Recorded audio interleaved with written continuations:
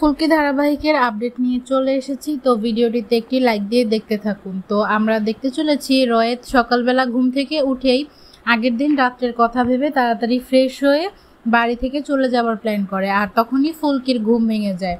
সে আবারও স্যারকে কিছু বলতে চায়। রোহিত তখন তাড়াতাড়ি করে বাথরুমে চলে যায় ফুলকি দাসের কথা না শুনে। তখন ফুলকি আয়নার সামনে গিয়ে নিজেকে দেখে আর আনন্দে নেচে ওঠে।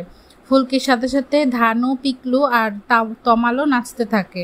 তারপরে দেখা যায় ফুলকিয়া রুমে এসে স্যারকে ডাকতে থাকে। তখন রোহিত লুকিয়ে পড়ে আর সেটা দেখে নেয় তমাল। তমাল রোহিতকে ডাকতে যাবে, ঠিক তখনই রোহিত ইশারা করে তমালকে চুপ থাকতে বলে দেয়।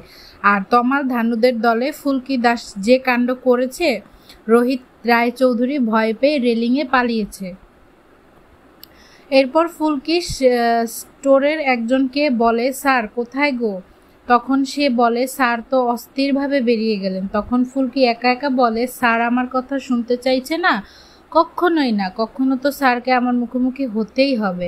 রোহিত অফিসে গিয়ে তার কর্মচারীদের বলে তার মিটিং ফিক্সড করতে। তো কর্মচারীও অবাক হয়ে যায়, কারণ মিটিং ছিল কালকে। আর এই কথাটি ফুলকি জানতে পেরে আবার অবাক হয়ে যায়। অপরদিকে দেখা যায় পারমিতাকে আংশুমান বলের রায়ের চৌধুরীর বাড়ি থেকে ঘুরে আসতে, আর তখনই পারমিতা খুশি হয়ে ওঠে। তো এই হলো নতুন পর্বের আপডেট। আগামী পর্বের আপডেট পেতে ভিডিওটিতে লাইক দিয়ে চ্যানেলটি সাবস্ক্রাইব করে সাথেই থাকুন।